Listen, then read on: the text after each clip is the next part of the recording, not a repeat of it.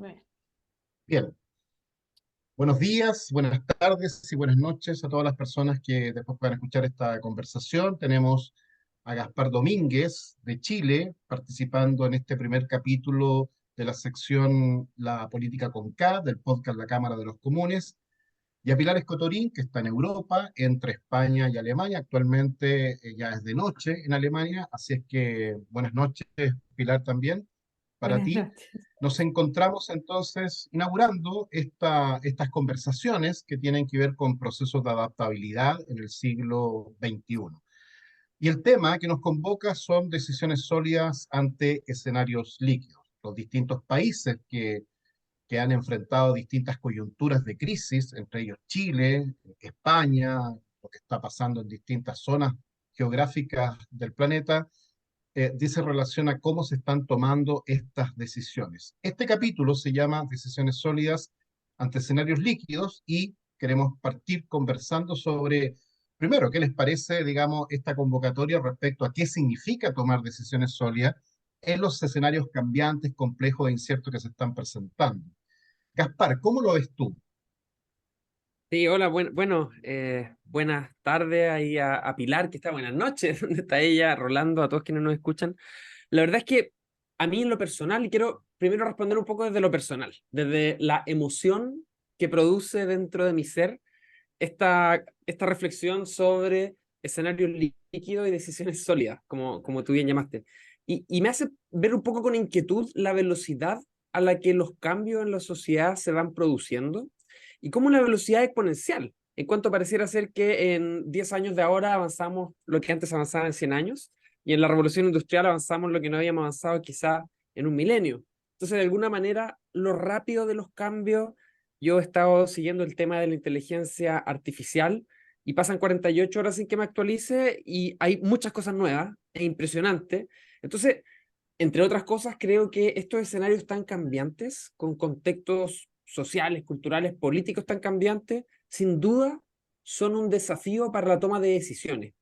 Y la toma de decisiones no solo en nuestras vidas personales, donde uno va a vivir o arrendar o la pega que uno va a tener, sino que también las decisiones que toman los tomadores de decisiones, en términos de cómo se organizan las sociedades, las democracias, y sin duda estamos frente a un episodio coyuntural de la humanidad, con todo lo que significa el progreso tecnológico, la crisis climática, la inteligencia artificial y las democracias que van en recesión, según múltiples estudios que han mostrado cómo las democracias se han visto amenazadas en distintas partes del mundo, con liderazgos populistas que aparecen, luego se desvanecen rápidamente, la injerencia de las redes sociales en las decisiones políticas. Entonces, yo me gustaría, como en términos bien generales, decir que yo creo que la palabra que más define mi sensación frente a estos escenarios líquidos, como tú bien llamas, Rolando, es un poco la sensación de inquietud y de perplejidad.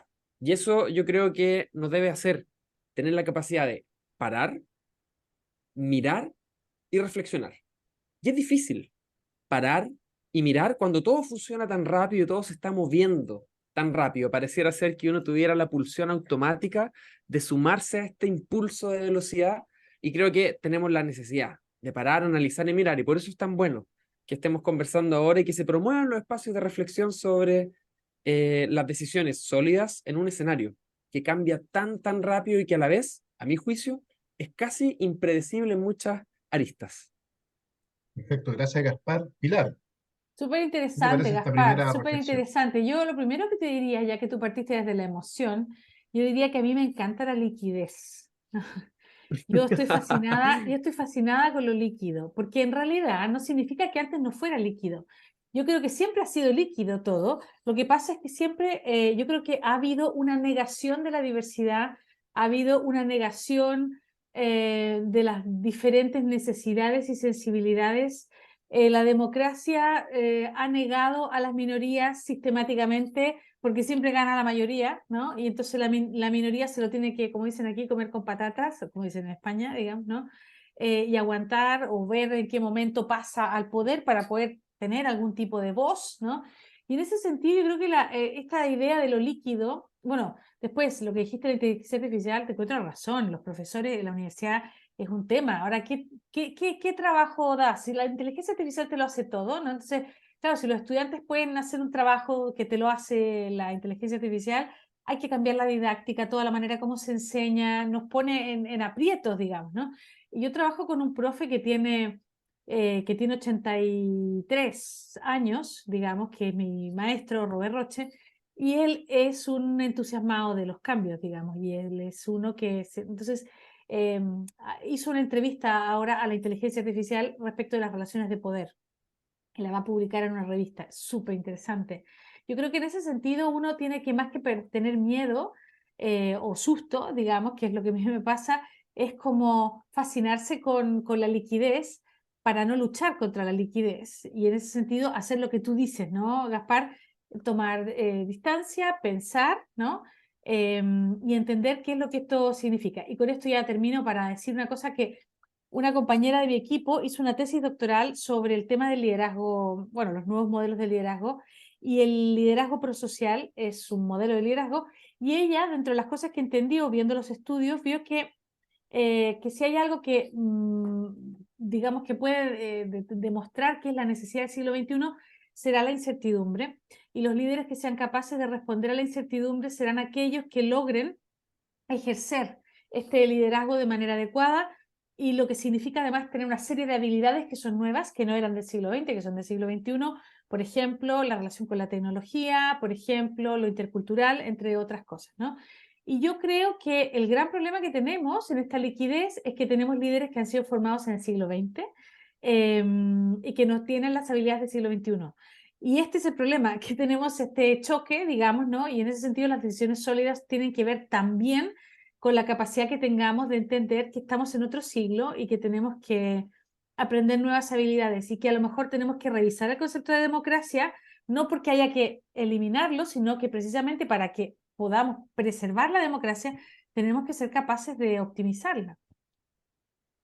Interesantísimo lo que plantea Pilar, y a propósito lo que planteaba también Gaspar de parar, mirar y reflexionar. Bueno, ¿cómo se hace esto en el siglo XXI a propósito del nivel de requerimientos que tenemos cotidianamente, que tiene un presidente de la República, que tiene la misma presidenta de la Junta de Vecinos, un médico a la hora de la atención de pacientes en urgencia, o un profesor con 120 o 200 estudiantes que llegaron al curso, ¿no? Y por lo tanto, en este sentido, este parar, mirar y reflexionar se puede ver incluso en situaciones de alto nivel de decisión. Pongo una escena de una película, la película Sully, de un aviador, piloto comercial, despega del aeropuerto en Nueva York. eh, en el despegue se atraviesan pájaros que rompen los dos motores del avión, se queda sin ninguna posibilidad de seguir navegando en el espacio, y por lo tanto comienza ya a tomar decisiones que tienen que ser sólidas para salvar las 155 vidas que están en el avión, y desde el control aeronáutico le dicen que vaya al aeropuerto más cercano.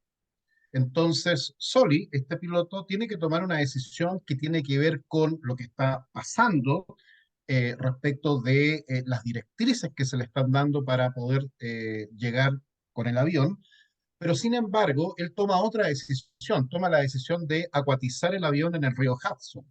Por lo tanto, ese parar, mirar o reflexionar tiene que ver también, ya que hay una apuesta, digamos, que estamos haciendo desde INCIDES con el tema de justamente trabajar la complejidad de la incertidumbre.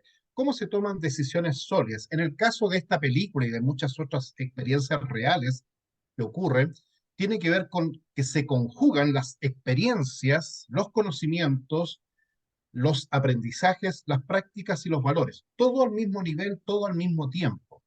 Sully en la película se ve que sabía aterrizar aviones de guerra en situaciones extremas, y al mismo tiempo él dice, yo tengo un fuselaje, tengo dos alas, no tengo motores y tengo que tomar una decisión sólida. Qué más líquido que el escenario del río Hudson, por cierto, ¿no? Como metáfora. En ese sentido, efectivamente, la toma de decisiones respecto a estos escenarios cambiantes, dilemáticos muchas veces, permiten echar mano a aquello que tiene que ver y que tiene que valorarse como las experiencias, los conocimientos, los aprendizajes, las prácticas y los valores. ¿Cómo ocurre esto en el siglo XXI, donde la velocidad, que es el tema primero que planteó Gaspar, es una cuestión que fundamental en el desarrollo de ese tipo de decisiones. Bueno, yo creo que tiene que ver también con lo que planteaba Pilar respecto de que en este siglo XXI hay que adiestrar, entrenar habilidades que por ahí estaban muy escondidas, habilidades cognitivas, habilidades sociales, habilidades culturales, habilidades psicológicas, entre otras. Matus, Carlos Matus, un autor chileno ya desaparecido, decía respecto a los políticos y la política, no saben que no saben. Es una frase muy fuerte, no saben que no saben, a propósito de este planteamiento que también hace Pilar desde la academia. Gaspar. Sí, estaba pensando, Rolando, justo en lo que decía Pilar. Em, yo quería contarles que me tocó trabajar por varios años haciendo rondas médicas en el buque cirujano Videla de la Armada, que recorre algunas partes del archipiélago de Chiloé y de la provincia de Palena. Y cuando yo me empecé a subir los primeros años, al principio me pasaba que me mareaba un poco con los movimientos, sobre todo en el Zodiac, que es la balsa pequeña que te lleva del buque a la costa. Y un día una señora me enseñó que lo que había que hacer para no marearse y sentirse mejor era no resistirse a tratar de mantenerse quieto, sino más bien entregarse al movimiento y al vaivén del Zodiac. Y justamente cuando trabajé en tratar de dejarme un poco llevar por el vaivén del Zodiac, en el momento que íbamos navegando las aguas líquidas, sí, por eso me acordé, em, yo diría que la sensación era mucho mejor. Entonces, estoy pensando un poco y comparando, bueno, a propósito de lo que decía Pilar, ¿cierto? De cómo las personas que hoy día son tomadoras de decisiones son personas que probablemente crecieron y se formaron en un contexto muy distinto al actual, y cómo los nuevos liderazgos que necesitamos para el siglo XX, de alguna manera se requiere personas que tengan más orientadas probablemente en formas que en contenidos, es decir, personas que tengan la capacidad y las habilidades blandas para trabajar en equipo, para sumar, para tener liderazgos positivos, y eso es un desafío de época, porque serán esos mismos tipos de liderazgos los que necesitemos en 10 años más, con lo rápido que está cambiando todo. Yo quería, a propósito de esto, plantear cómo el rol que juegan las redes sociales y la presencia de la información en general es tan relevante y probablemente ustedes han visto en sus reuniones de trabajo, en la universidad, en las reuniones en los centros de pensamiento, en los espacios políticos, que muchas veces la mitad de las personas que están en la reunión en realidad no están, porque están más bien respondiendo a las personas que están fuera de la reunión por sus teléfonos. Y es curioso porque luego cuando se juntan con la persona que estaban hablando por el teléfono y la tienen enfrente, hablan con el que estaba en la reunión, donde estaban en la mañana. Entonces, de alguna manera hoy día pareciera ser que el principal capital que se busca obtener, porque es lo que tiene más valor, es el tiempo y la atención. Hoy día lo que logra sacar mayor, digamos, partido es lo que logra mantener nuestra atención. Y muchas veces en la toma de decisiones, en los espacios de toma de decisiones, cuesta a los individuos que forman parte de estos espacios estar allí porque la atención a los problemas emergentes, rápidos y cambiantes, quita sin duda el foco de lo que está pasando allí. Y eso un poco adentrándonos en la discusión, cierto, que el proceso político chileno que tuvimos recientemente a propósito de la discusión constitucional, hay aspectos que sin duda, están vinculados con el tiempo y la atención y la coyuntura y que incidieron en la discusión constitucional. Y esto es muy relevante, ¿por qué? Porque las discusiones constitucionales son, por su esencia, discusiones que tienen que ver con la estructura y las bases del acuerdo y del contrato social que tienen los pueblos. Requieren, por su definición, ¿cierto?, reflexiones profundas, de largo plazo, de calma, y pareciera ser que muchas veces la discusión se iba en lo coyuntural y en lo que estaba pasando en ese momento. Y así la discusión muchas veces de cuestiones gordas, como pueden ser una institucionalidad, se veían teñidas o modificadas por la declaración que hizo un diputado por una cosa particular el fin de semana que pasó. Y bueno, eso incidía, parecía, y afectaba la discusión de lo que se estaba hablando dentro de la discusión del contrato social, que es una constitución. Entonces, muchas veces pasa que, y tiene que ver con lo que estamos hablando, ¿cierto? De cómo la coyuntura de lo que está pasando hoy en el día a día afecta las decisiones que debieran ser decisiones tomadas más bien a largo plazo, con reflexión y con calma. Hoy en Chile, por ejemplo, se está discutiendo una ley que permite elevar las penas para personas que ataquen o den muerte a las policías, y hay quienes han dicho, oye, y esto a propósito de situaciones de violencia recientes, ya hay legistas que han puesto atención y organismos internacionales en cómo elevar esto y bajar el estándar probatorio para cuando las policías exceden el uso de la fuerza, podría vulnerar, por ejemplo, vulnerar los derechos de las personas que requieren ser cuidadas por las policías, y se han puesto Amnistía Internacional y otras Naciones Unidas han puesto el acento en esto, y creo que habla un poco de lo mismo. Cómo muchas veces los escenarios cambiantes y coyunturales pueden hacernos pisar el palito, dicho en chileno, pisar el palito y querer tomar decisiones apresuradas sobre cuestiones que requieren mayor reflexión y más tiempo. Y eso hoy día es un desafío. Es un desafío de época, poder parar, reflexionar y mirar con calma lo que está pasando para tomar las mejores decisiones.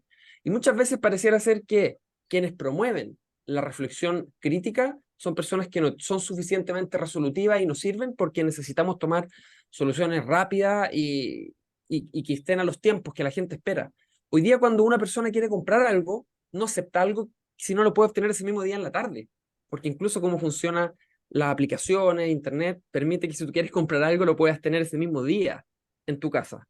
Y a propósito de eso, me gustaría pedirle a Pilar si pudiera un poco desarrollar esto que llamó los liderazgos prosociales, como a propósito de la tesis de doctorado del colega de la universidad, que me pareció muy interesante. Totalmente, totalmente. Mira, claro, cada cosa que decimos abre de cosas nuevas y yo creo que también después te quería hacer yo una pregunta, pero mm, quizás rescatando un poco las últimas cosas que has dicho, de cuáles son estas nuevas habilidades que necesitamos y de cómo la presión del cambio genera a veces malas decisiones. Yo creo que hay un tipo de presión que es nueva, ¿no? Y efectivamente, porque ahora ya no tenemos solo la vida offline, sino que ahora tenemos una vida online y eso es nuevo, del siglo XXI, digamos, ¿no? Las personas tenemos una dimensión online que es real y de hecho los estudios indican que, por ejemplo, en el caso de los adolescentes, no es que hay que sufrir si tus hijos tienen muchos amigos online, por ejemplo, si tus hijos están todo el tiempo en los los videojuegos o lo que sea, no es que es malo. El problema es cuando nuestros hijos, por ejemplo, no tienen una proporción de vida online y offline que sea equilibrada. Entonces, las personas, para que tengan, digamos, un equilibrio y una salud mental que no tenga a lo mejor ciertos riesgos, pues un niño que está todo el día encerrado y todos sus amigos son online, tiene más riesgo, digamos, que uno que tiene a alguien que le abrace, ¿no? Alguien que tiene tiempo para él, etcétera, en la vida, digamos, offline. Y en ese sentido, el concepto de liderazgo prosocial ha desarrollado algunas ideas, pero yo creo que todavía en la parte online estamos súper verdes. Y yo creo que por eso nos están pasando todas las cosas que nos están pasando, porque no lo hemos ni teorizado, no se enseña en la escuela, no se enseña en ninguna parte las habilidades para... Es como que viviéramos en un mundo paralelo. Y eso que todavía no nos metemos suficiente en el metaverso. Pero digamos que en el mundo online, todo lo que hemos avanzado en legislación, en el mundo offline y en las reglas de cómo funciona el mundo, pues en el mundo online no lo hemos hecho. Entonces, esto que el liderazgo prosocial es un concepto que está en desarrollo, pero digamos que el estudio de los comportamientos prosociales nace más o menos en la década de los 70 para estudiar los comportamientos contrarios de los antisociales, porque hubo un crimen muy horrible en Estados Unidos, un asesinato horrendo a una mujer, violencia de género, y entonces fue tan terrible, porque fue tan mediático este asesinato a Kitty Genovese, porque ella pidió ayuda a todos los vecinos y nadie le abrió, y fue asesinada después de gritar mucho tiempo durante la noche y ningún vecino la abrió. Entonces fue tan horrible que se preguntaron por qué la gente no ayuda, qué pasa, qué nos está pasando que no ayudamos. Y entonces allí los científicos empezaron a preguntarse, bueno, pero ¿no será que estudiamos tanto la violencia que al final tenemos que estudiar los comportamientos contrarios, porque tenemos que empezar a estudiar los comportamientos positivos? Si no, ¿cómo vamos a entender, cómo vamos a generar una sociedad solidaria, con confianza, si no estudiamos cómo ocurren estos comportamientos. Entonces los comportamientos prosociales se empezaron a estudiar y se inventó la palabra prosocial como contrario de lo antisocial.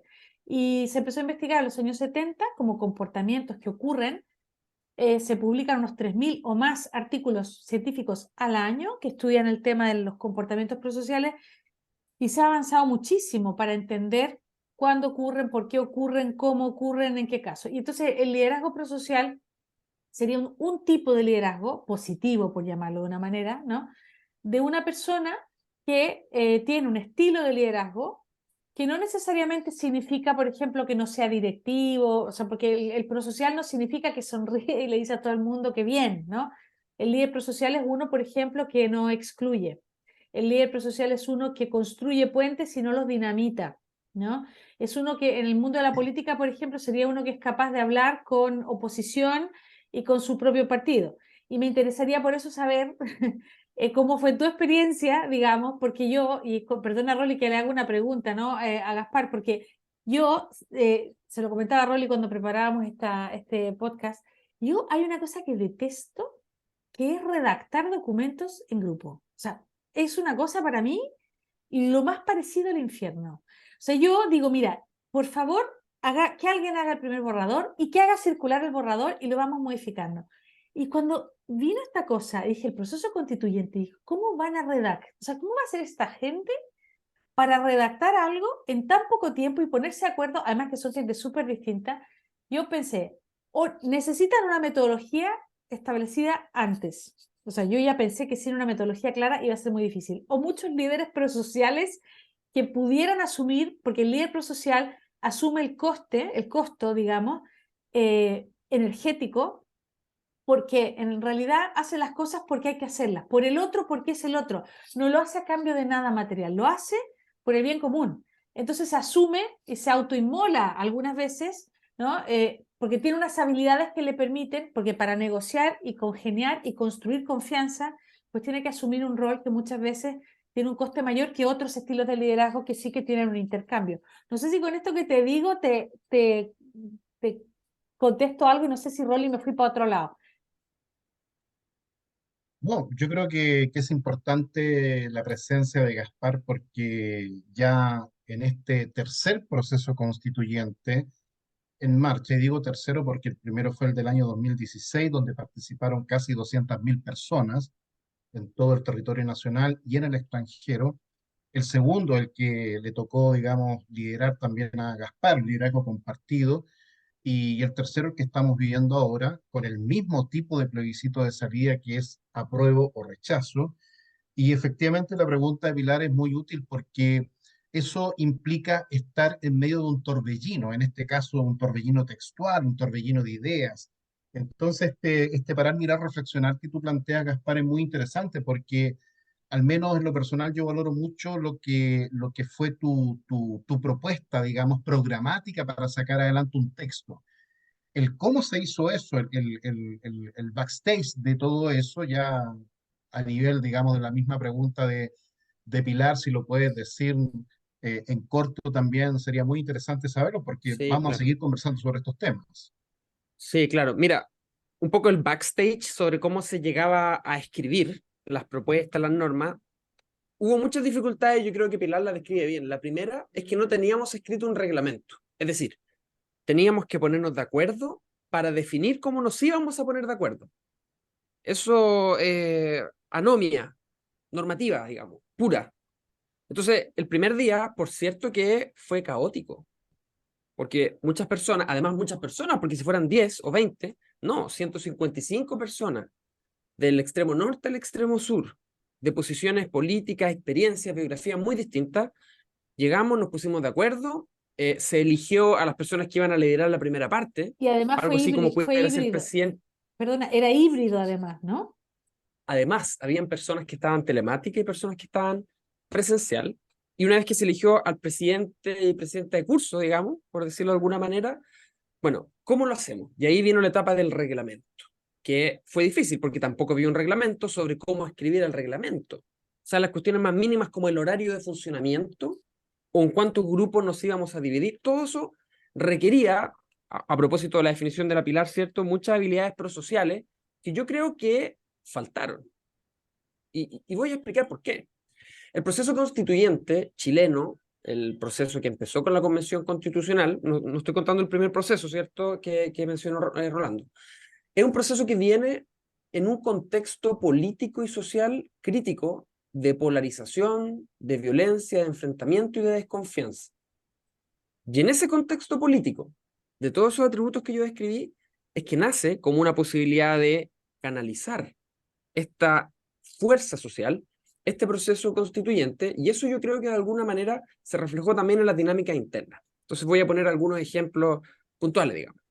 Por ejemplo, había que conversar sobre alguna norma. Y bueno, nos sentábamos a conversar, y muchas personas de un sector, yo diría principalmente personas más a la izquierda, con mucha desconfianza sobre las personas que estaban más a la derecha. No, con ellos yo no hablo. No, ¿cómo se te ocurre? O sea, este gallo es pinochetista, este gallo aquí, este gallo allá. Entonces, de alguna manera, esta como desconfianza en el otro que no conoces, sin duda que afectó y dificultó llegar a consenso. Y cuando las personas no tenemos más antecedentes de un tercero porque no lo conocemos, eso dificulta llegar a acuerdos en cualquier tema, más cuando hay una barrera de desconfianza, de prejuicio. Incluso yo te diría que después de los varios meses de trabajo, ya las personas nos íbamos conociendo y muchas veces incluso diferencias que podían ser políticamente relevantes podían incluso pasar hasta segundo plano cuando con tu interlocutor tú tenías una relación humana donde sabes más o menos dónde vive, sabes que está casado, que tiene 2 hijos, que le gusta tal equipo de fútbol o tal tipo de música. Estoy diciendo cosas muy elementales, pero antes de ser un encuentro entre dos constituyentes o dos agentes políticos, es un encuentro humano entre dos personas. Y los encuentros humanos entre dos personas, antes que ser relación entre dos políticos, entre un médico y un paciente, entre un profesor y un estudiante, son encuentros entre personas y están sujetas a todas las reglas de los encuentros humanos. Confianza, desconfianza, aprecio, la necesidad de respetarse, mirarse, escucharse. Y yo creo, por lo que vi, que muchas veces esta desconfianza dificultaba ponerse de acuerdo. Y cuestiones que a la interna y a la externa se vieron y yo escuché y lamentablemente no tuve la fuerza para poder, digamos, hacerle frente a esto. Yo con ellos no me siento. Con este yo no converso. Eso pasó, Gaspar, se dijo muchas veces. perfecto. Gaspar, en ese orden, sobre ese punto, han pasado 6, 7 meses ya del plebiscito que rechazó la propuesta de texto constitucional que se presentó por la convención. A estos 6, 7 meses, ¿cuáles son tus aprendizajes? ¿Cuáles son tus reflexiones? ¿Cuál es ese parar, mirar, reflexionar en torno a ese proceso que te tocó vivir y ser protagonista?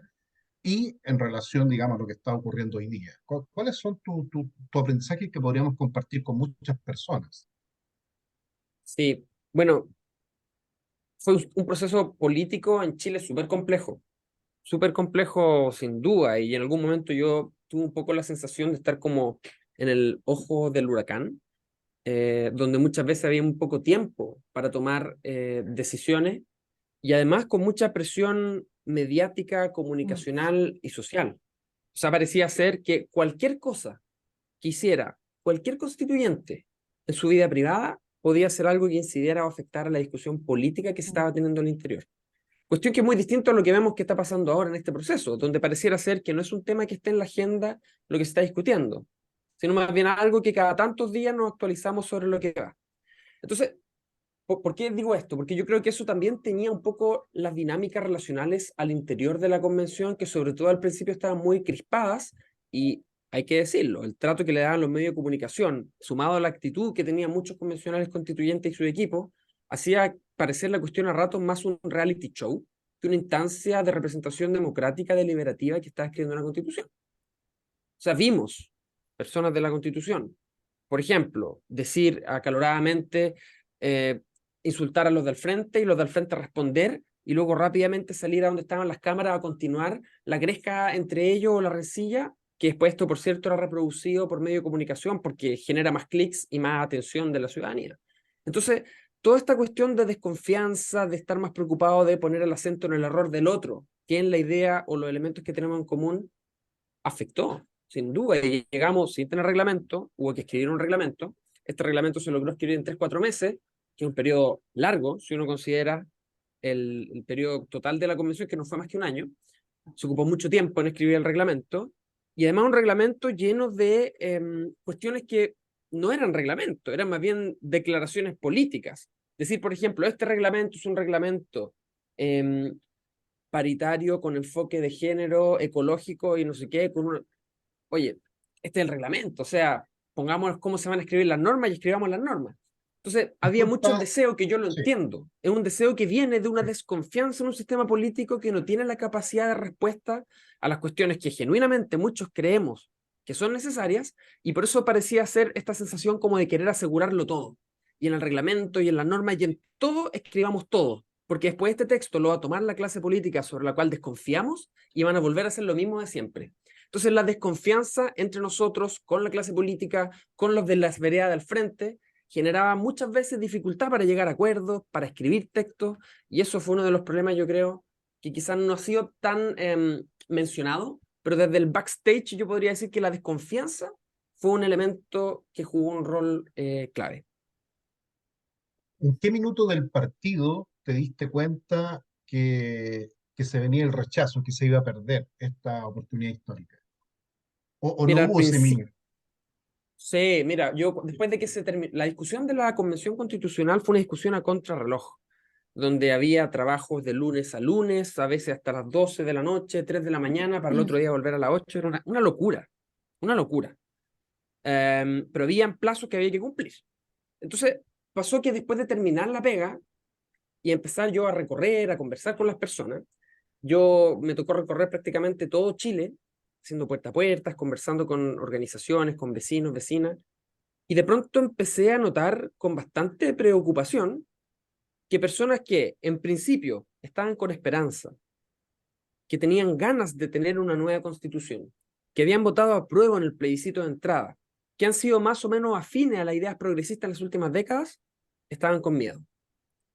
Y muchas veces miedo que eran justificados en algunos aspectos, pero muchas otras veces miedos que a mi juicio se justificaban en cuestiones que no estaban en la propuesta constitucional, sino más bien en elementos que había dejado la discusión de la propuesta constitucional.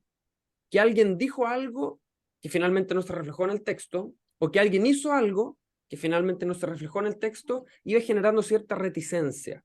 Creo que si tuviéramos que sistematizar como en qué momento, al menos yo noté con más fuerza, fue después de que se acabó la convención y empecé a recorrer Chile.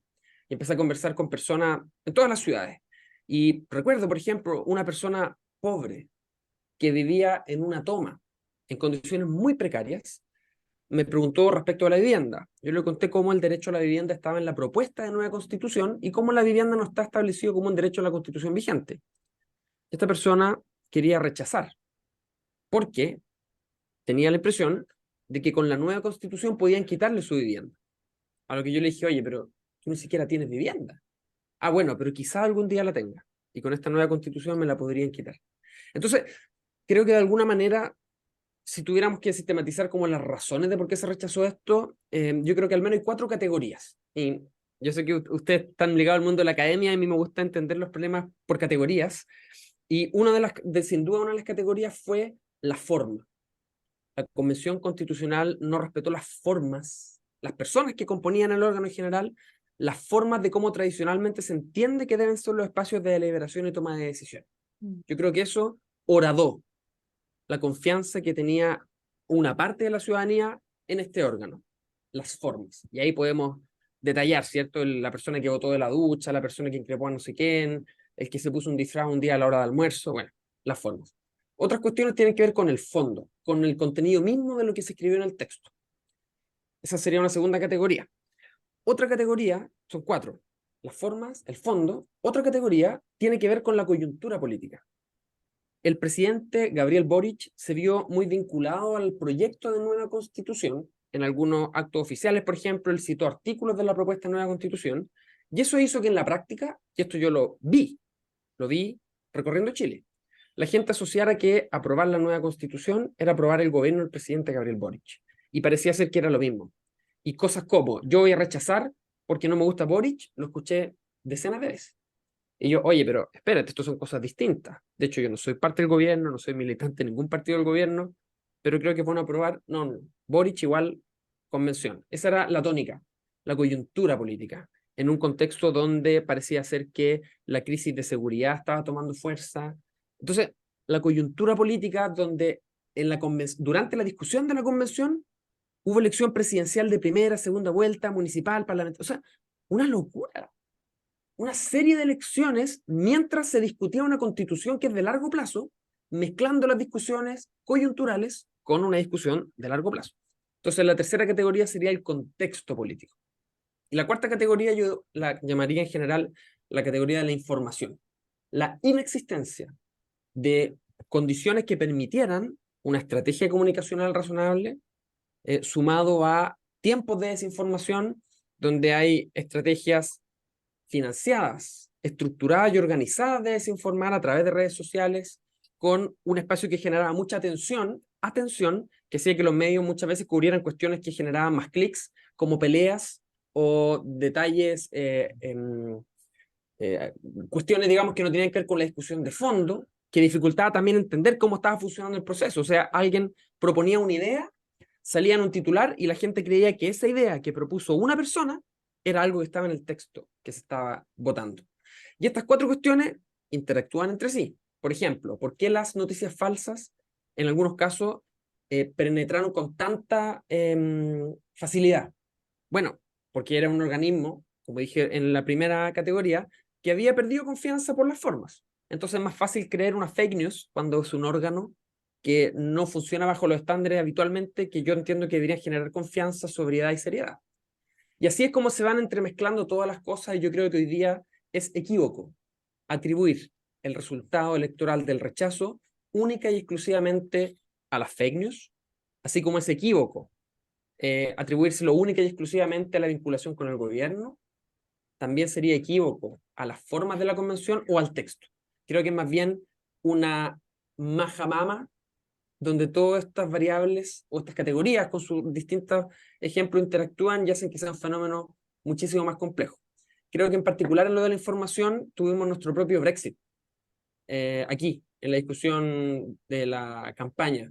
Y esto no es raro, o sea, Trump en Estados Unidos, lo vimos, el Brexit en el Reino Unido, Bolsonaro en Brasil, Le Pen en Francia, y los ejemplos van cada vez aumentando. Y tuvimos nuestro plebiscito de salida aquí también con mucha desinformación, que como dije recién, no es justo explicar solamente el resultado electoral por la desinformación, sino más bien una de las cuestiones que interactuó. La convención cometió muchos errores, los convencionales cometieron muchos errores, la inexperiencia en este tipo de discusiones en un país donde la mayoría de la gente no sabe qué es una constitución, es difícil entrar a discutir además con el contenido de los artículos de una constitución.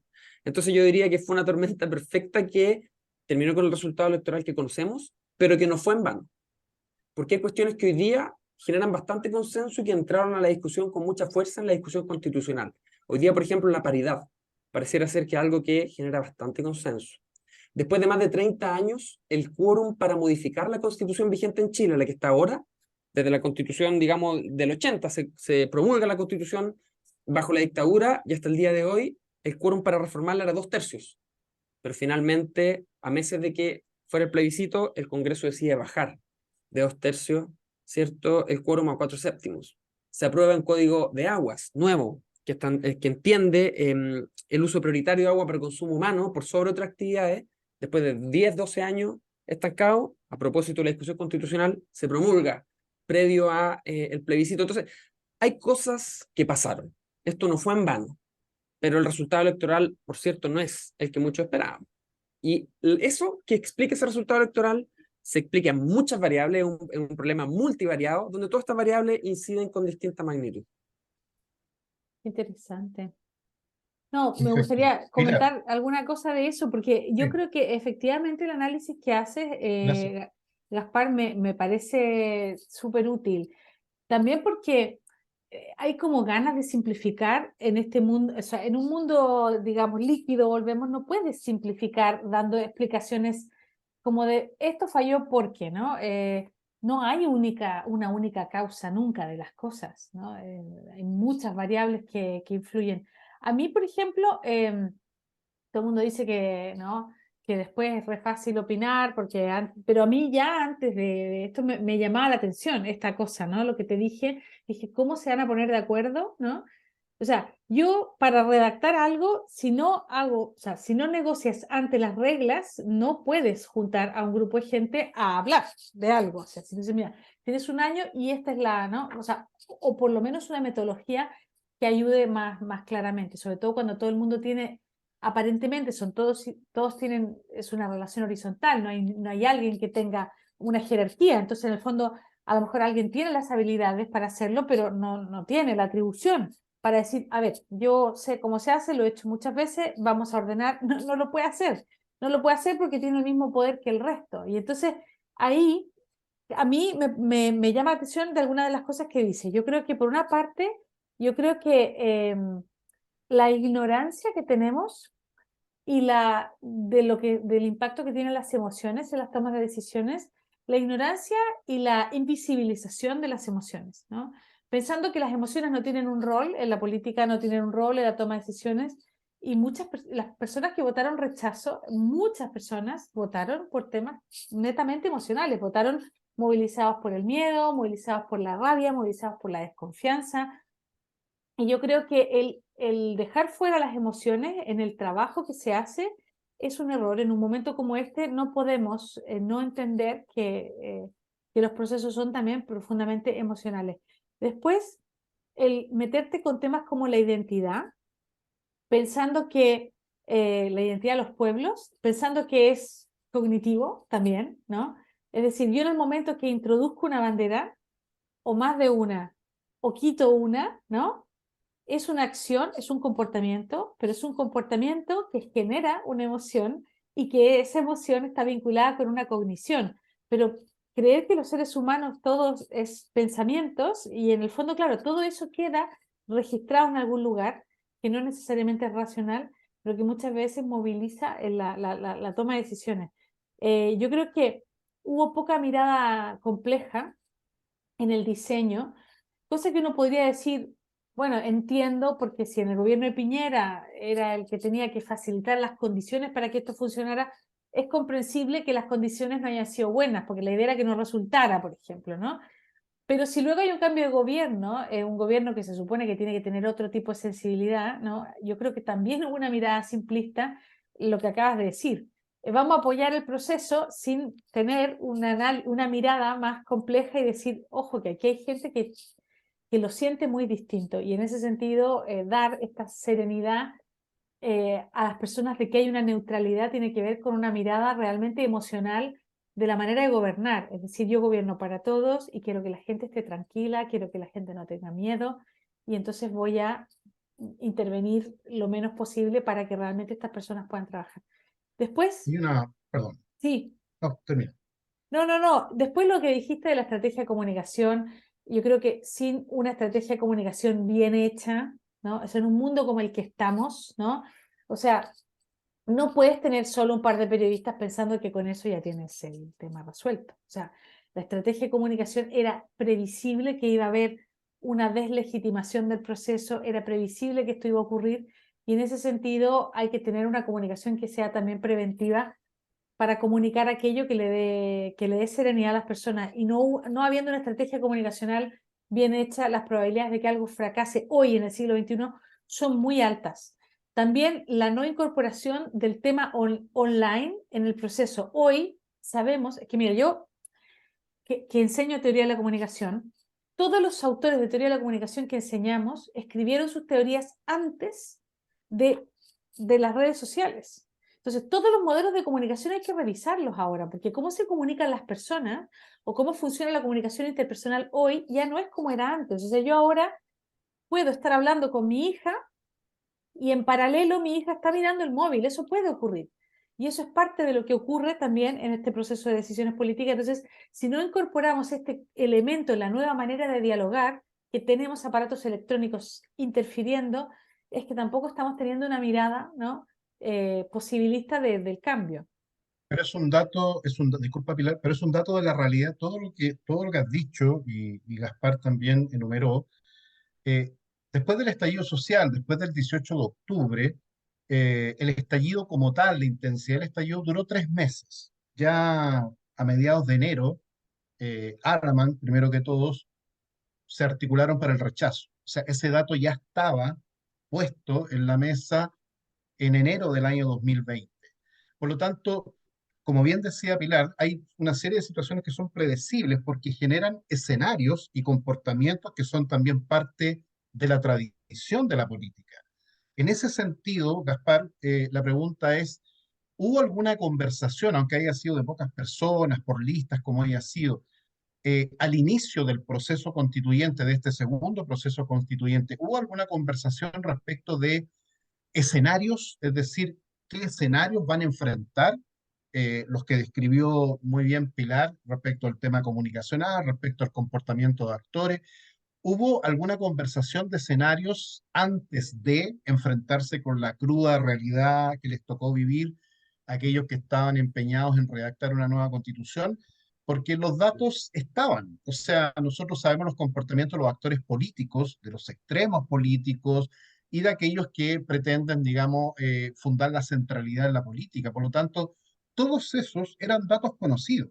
O sea, si algo uno puede reclamarle al proceso constituyente, al segundo proceso constituyente, es que no había ningún dato ajeno. Ya estaba el mundo de las fake news, estaba instalado desde el año 2016, 2017, ya había ocurrido el Brexit, ya había ocurrido lo que ocurrió en Cataluña con ese proceso independentista que terminó con cárcel para aquellos líderes. O sea, habían datos de la realidad que implicaban manejarse en la complejidad y en la incertidumbre. En ese sentido, eran datos de la causa.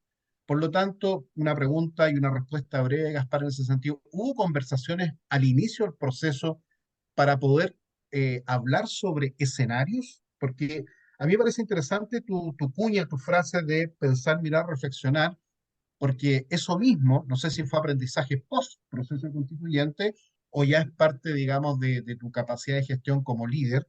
En ese sentido, y lo vinculo con una canción que hay acá en Brasil que dice, ando divagar porque ya tuve prisa. Entonces, ando despacito porque ya tuve prisa. En ese sentido, hubo una reflexión en torno a escenarios que después se distorsionó, que después se salió de cauce, que no se pudieron controlar aquellas variables que se podían controlar, porque todo aquello, y es parte, digamos, de la reflexión que estamos haciendo en este canal, en este podcast, es sobre los aprendizajes, sobre los procesos de adaptabilidad. Tú eres una persona joven que seguramente va a ocupar distintos roles de liderazgo en distintos campos, y por lo tanto es muy importante que personas que escuchan este podcast después puedan ver, bueno, aquí hay una reflexión. Aquí sí hubo intentos, pero obviamente, digamos, fueron desbordados por estos 4 puntos que tú mencionas. ¿Hubo esa conversación de escenarios al inicio del proceso? Mira, yo te diría que al inicio, o sea, en los primeros meses, había una percepción fundada primero en el ambiente social que se veía en la calle y segundo, en el resultado electoral del plebiscito de entrada, que yo me atrevería a decir hoy día retrospectivamente generaba una percepción de que más o menos el plebiscito de salida estaba ganado. Yo tengo la impresión, y parece ser que eso no era algo solo de las personas que eran parte de la discusión constitucional, sino más bien como una sensación térmica de una profunda desacreditación de la constitución vigente versus un órgano, como se dijo muchas veces, el más representativo que jamás ha tenido la sociedad chilena. Copano lo dijo en una rutina de humor de una manera muy, muy chistosa, ¿cierto? Él dijo que los chilenos querían un órgano que se pareciera más a nosotros, pero nunca tanto. Fue lo que dijo, que me pareció muy, muy chistosa ese chiste. Entonces, de alguna manera, al principio creo que había un poco una sensación de que había bastante ventaja y probabilidad de que esto se aprobara. Y eso, de alguna manera, quizás impidió poder reflexionar con cuestiones y datos que ya estaban presentes. Por ejemplo, que en la elección presidencial de primera vuelta, el candidato de ultraderecha, Kast, sacó un veintitanto por ciento con varios millones de votos, y ese era el mismo padrón de personas que iban a votar posteriormente en el plebiscito de salida. O sea, hubo situaciones que yo creo que no se vieron, y la verdad es que al interior de la Convención Constitucional el tiempo era tan escaso, era raro que alguien durmiera más de 4 o 5 horas por meses, nadie tenía tiempo de comer siquiera, entonces se discutían las normas mientras se comía. Y yo diría que no hubo mucho tiempo para hacer análisis políticos de lo que estaba pasando en el país, sino más bien concentrarse en la discusión técnica de las normas, cómo ésta se relacionaba con las audiencias públicas, con las iniciativas, con lo que opinaba la ciudadanía. Creo que no hubo mucho tiempo de análisis político, dado la canalización de los esfuerzos principalmente en la discusión técnica y normativa. Y eso en parte es por el tiempo. Y sobre la información, yo estoy seguro que no era buena idea que los mecanismos de participación, de información, de difusión, estuvieran en manos de los propios convencionales que tenían que escribir la propuesta. Hubiera sido ideal tener alguna especie de agencia externa delegada en universidades o lo que fuera, que informara sobre la discusión, otra agencia que tuviera que canalizar los mecanismos de participación para que los representantes democráticos pudieran dedicarse a escribir normas. Entonces, hubo varios problemas, pero bueno, siempre es más fácil ver los problemas mirando hacia atrás, conociendo los resultados, y creo que algunos de estos problemas se acogen en este tercer intento, donde, por ejemplo, los mecanismos de participación están delegados a las universidades, que tienen algunos problemas, pero están delegados a las universidades, y donde la tensión comunicacional no está tan cargada sobre el órgano, sino más bien en otros temas que ocupan la agenda, y esto pareciera andar más bien como un telón de fondo. Y empezaron la discusión con el reglamento escrito, perdón, cuestión que también es muy relevante. Perdona, Ya. una pregunta, ¿tú sientes que valió la pena haber invertido este tiempo?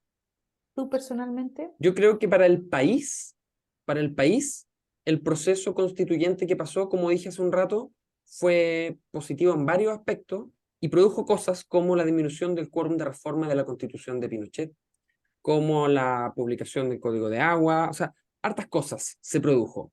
Ahora, en términos personales, yo creo que muchas de las personas probablemente estuvieron un año sacrificándose mucho, bajando de peso, enfermándose, afectando sus relaciones familiares, de pareja, con sus hijos. Hubo personas que mientras estaban en esto absorbidos, perdieron relaciones de pareja, murieron familiares, y quizá ahí el diagnóstico de cada uno individualmente puede ser distinto. Yo, personalmente, para mí lo valió totalmente y estoy seguro que los aprendizajes que tuve de este momento político, crítico, extremo en algunas posiciones, yo creo que me va a servir para toda la vida personal, para no solo como médico o como salubrista, sino también en eventuales espacios que pueda ocupar de toma de decisiones o de deliberación política en el futuro. Hay cuestiones que quedan en la piel, y yo creo que este proceso mucho nos dejó ciertos tatuajes en la piel también. Interesante. Solo para ir cerrando ya este primer capítulo que, como bien decía Pilar, abre múltiples conversaciones, no solamente la gente que después lo escuche, sino que lo que va a continuar desde el punto de vista, digamos, de los capítulos que vienen respecto de estos temas, porque el tema del tercer proceso constituyente no desaparece. Yo insisto majaderamente con el tercer proceso constituyente, porque a propósito de aprendizajes, Chile no se puede hacer el leso de que estamos en un tercer proceso constituyente. Sería como cambiar la historia. Sería como negar la participación de esas casi 200.000 personas que participaron en los encuentros locales autoconvocados, los cabildos provinciales y regionales. Lo que pasa es que ahí la suerte, digamos, del texto constitucional fue otra a la existente en el segundo proceso, y vamos a ver qué pasa con este tercero. Para ir cerrando, a propósito de decisiones sólidas ante escenarios líquidos, ¿qué les parece a ustedes la posibilidad de que se rechace este tercer proceso constituyente, es decir, el texto que se presente a la ciudadanía con voto obligatorio? ¿Qué les parece ese escenario eventual? Bueno, es un escenario, yo creo que un aprendizaje del proceso anterior es que todos los escenarios son posibles y hay que considerarlos todos. Y yo diría, de nuevo en mi tosudez por intentar categorizar las cuestiones para entenderlas, quizás desde las escuelas de pensamiento del que ustedes trabajan, digamos, no es la misma forma, pero yo como estoy formado en epidemiología, pareciera ser que me gusta categorizar las cosas, y en ese sentido creo que hay tres opciones básicamente. Una, que se produzca un texto que en lo sustancial sea igual al actual, que se vote y se apruebe, y que tengamos una constitución muy similar a la que tenemos actualmente, pero con validación democrática. Ese es un escenario posible.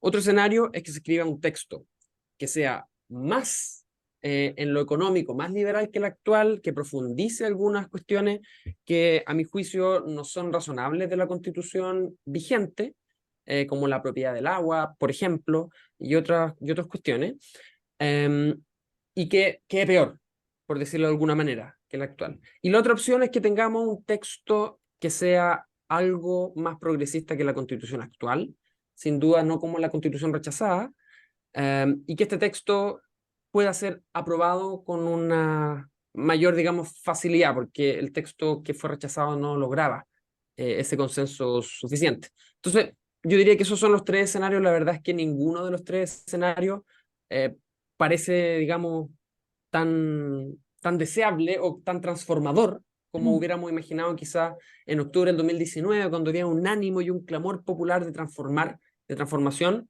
pero sí tiene que ser un resultado que, espero, genere una nueva constitución que permita cerrar la discusión constitucional para poder seguir avanzando en cuestiones no constitucionales. Pareciera ser que la discusión política se ha constitucionalizado en el último año en Chile, y como es tradición en muchas escuelas hispanas de pensamiento jurídico, pensar que por escribir una constitución con ciertas normas se va a arreglar todo, sin entender que las tradiciones y las historias institucionales de los países pesan muchas veces más que lo que está escrito en sus documentos jurídicos. Así que los escenarios son, a mi juicio, tener un texto más liberal actual que el que tenemos, uno más o menos igual, o uno un poco más progresista, y yo espero que este sea el escenario, un texto que genere consenso, que sea más progresista que la Constitución actual y que enfrente desafíos que la Constitución actual no hace, como derechos sociales universales, la crisis climática y medio ambiente, y otras problemáticas que en el texto vigente no enfrenta. Perdona la insistencia, pero ¿qué pasaría en el escenario que se rechaza? Bueno, si se rechaza, afortunadamente, tenemos que la Constitución vigente se puede modificar con un quórum de 4/7. Y el mandato del poder constituyente lo tendría el Congreso, que el Congreso lo tiene hoy. Y el Congreso lo delegó a este proceso constituyente, pero el Congreso es el órgano con el poder constituyente. El Congreso retomaría este poder constituyente y con un quórum de 4/7, que no es 4/7 porque sí, es 4/7 porque en la víspera del plebiscito de salida, el poder constituido consideró, el Congreso, de que era más atractiva la opción rechazo si la Constitución se modificaba con 4/7. Entonces, si hoy día la Constitución vigente se puede modificar con un quórum de 4/7, es a propósito de la discusión de la Convención Constitucional. Así que ese sería el camino. No va a haber una tercera Convención Constitucional que escriba una tercera propuesta. Eso me parece del todo impracticable y muy poco probable que ocurra. Ok, gracias. Pilar. Bueno, como sé que el tiempo ya prácticamente se ha ido, solo decir que yo creo que lo que hay que tomar en cuenta es que si ganara el rechazo, volviendo al tema anterior, generaría un gran cansancio.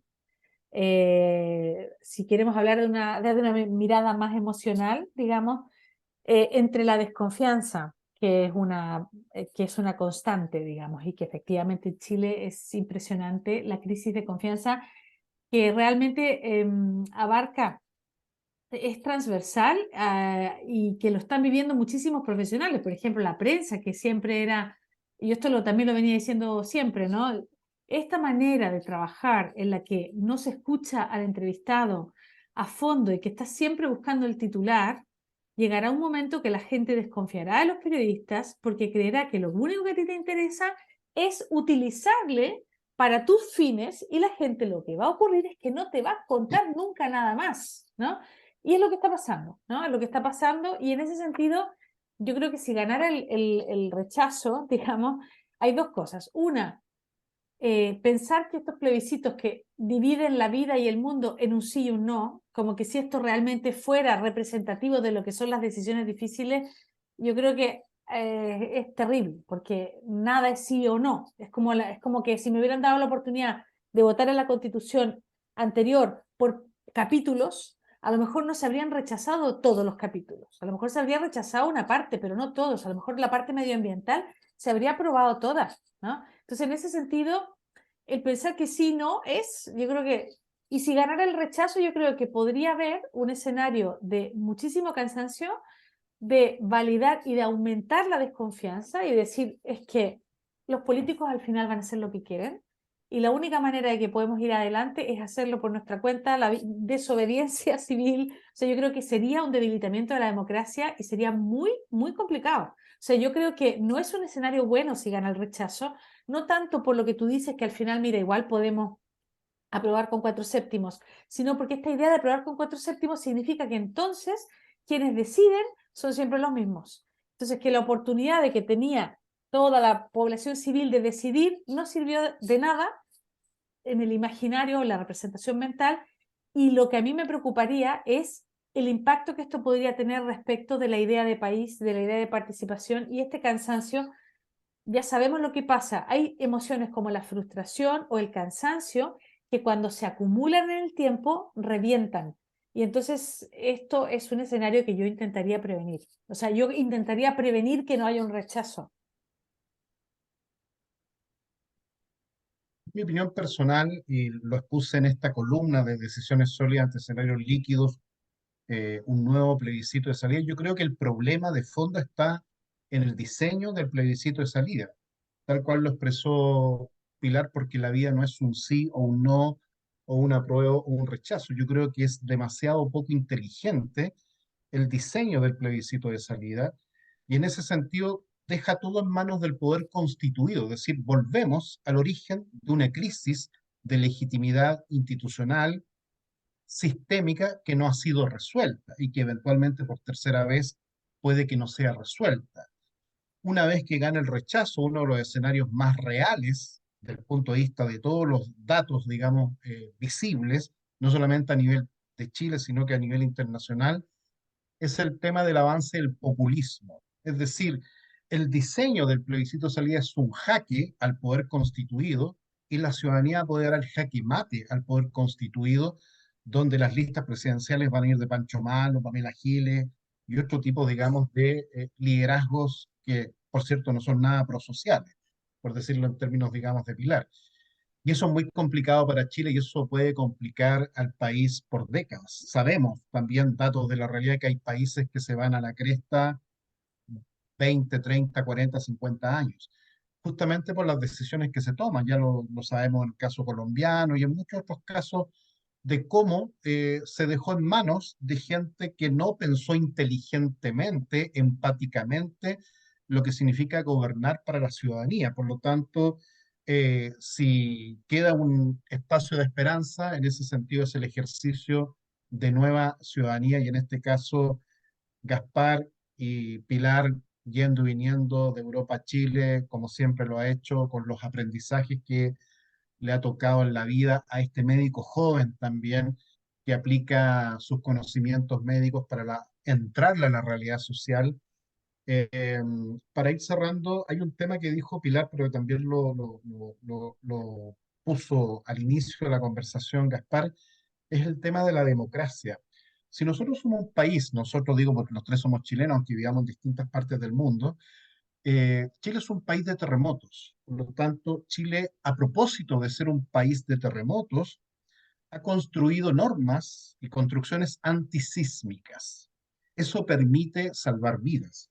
Entonces, ¿por qué no tener una democracia, a propósito de esta reconceptualización de la democracia, por qué no tener una democracia antisísmica que soporte las crisis, los conflictos, que no son cuestiones negativas per se, digamos, que ocurren en la vida social, sino que son procesos de aprendizaje, pero antisísmico en el sentido que se pueda mover, el mismo ejemplo que ponía Gaspar con el barco o buque, que uno tiene que adaptarse. Bueno, de eso se tratan estas conversaciones que vamos a tener en el futuro con Gaspar, Pilar y otros representantes de las cámaras de los comunes, cómo nos adaptamos a esta complejidad e incertidumbre para no entrarle a la simpleza, porque la simpleza es populismo.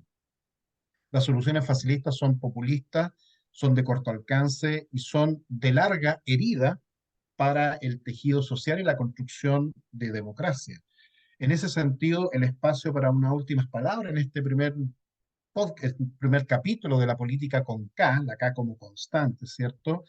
Eh, y obviamente agradecer la participación Gaspar y Pilar. Unas últimas palabras a propósito de esta conversación tan interesante que hemos tenido para ir cerrando ya este primer capítulo. Gaspar, Gracias, gracias. Yo me gustaría, como última intervención, decir que así como en nuestra vida personal, a todos nos pasa, a todos nos ha pasado y nos va a pasar, que a ratos sentimos cierta desazón, cierta frustración por lo que estamos viviendo. A todos nos ha pasado, a todos los seres humanos, que a veces tenemos desesperanza, que nos cuesta levantarnos, pero bueno, echamos para adelante, salimos, trabajamos y salimos adelante. Eso es parte de la mente humana, nadie se salva de eso. Creo que he escuchado, he visto en particular por la situación climática global, por la situación política de muchos países, también la de nuestro país, Chile, muchas veces una sensación o ganas como de, ya, bueno, que pase lo que sea, yo me bajo de este bus. Y yo quiero un poco hacer un llamado a hacer lo mismo que muchas veces hacemos en nuestra vida cuando cuesta levantarse, cuesta salir a trabajar, pero tomamos energía, salimos y después las cosas salen bien.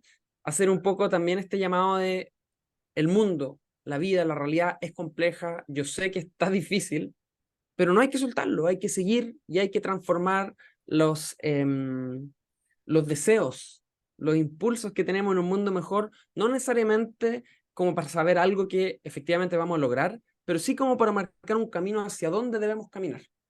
Y por eso es que yo, pese a todas las dificultades que hay, estoy muy atento y muy interesado en mi país, en el mundo, en reflexionar y en pensar qué medidas de mitigación se pueden tomar para la crisis climática, qué puedo hacer yo en mi ambiente, con mis amigos, familiares, qué cuestiones se pueden hacer a propósito de la discusión constitucional en Chile, porque hay que seguir adelante, las cosas siguen pasando, así que yo daría un empujoncito de ánimo, de esperanza, porque no podemos dejar que esto siga pasando por otros, tenemos que hacernos parte de las discusiones, tenemos que hacernos parte de la dirección que toma, ¿cierto?, nuestro destino como terrícola en el planeta y en nuestro país.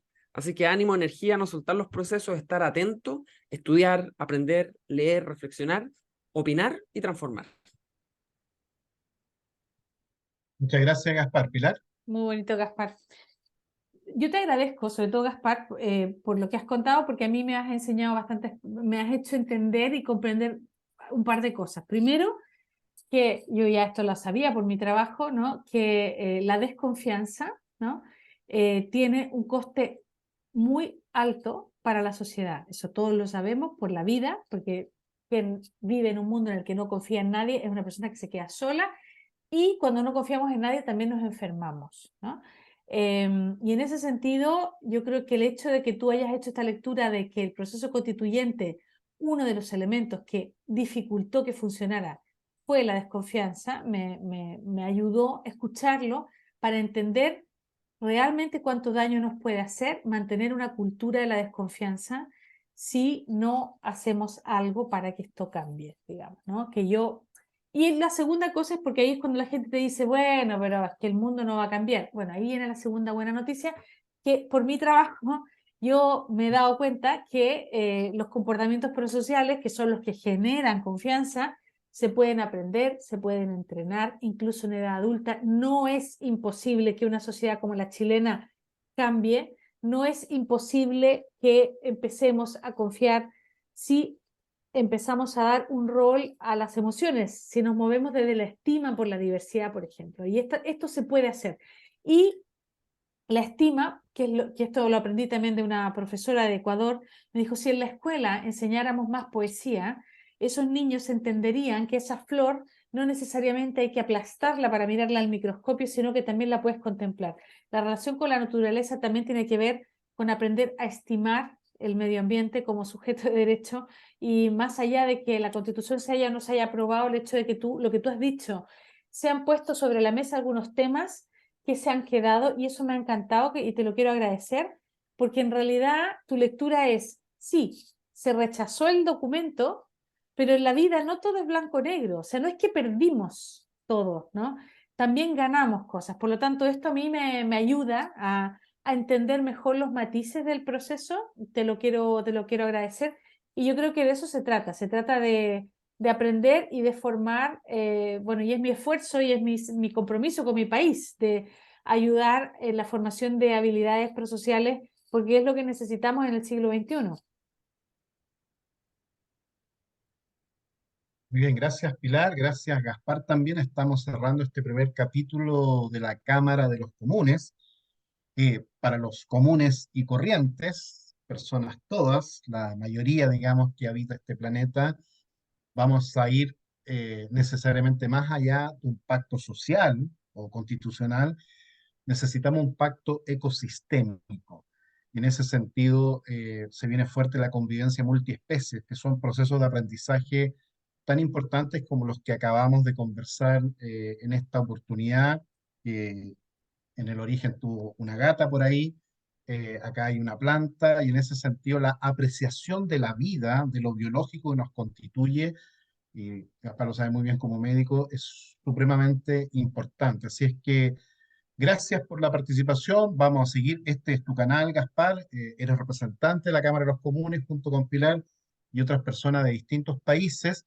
Como decía Pilar, vamos a tener también espacios de aprendizaje para entrenar habilidades en resolución de conflictos, procesalidad, gestión de crisis y otras temáticas que los propios representantes van a ir proponiendo a la ciudadanía, a esta ciudadanía latinoamericana y caribeña, porque abarcamos a toda América Latina y el Caribe en este podcast y ya vamos a ir creciendo de acuerdo vayamos haciendo funcionar cada uno de los capítulos. Así que muchas gracias, buenas noches, Buenas Gracias. nos noches, vemos Chao, en chao. una gracias. próxima oportunidad. Chao, gracias por la Chao, chao, invitación. gracias. Chao, Gracias. chao.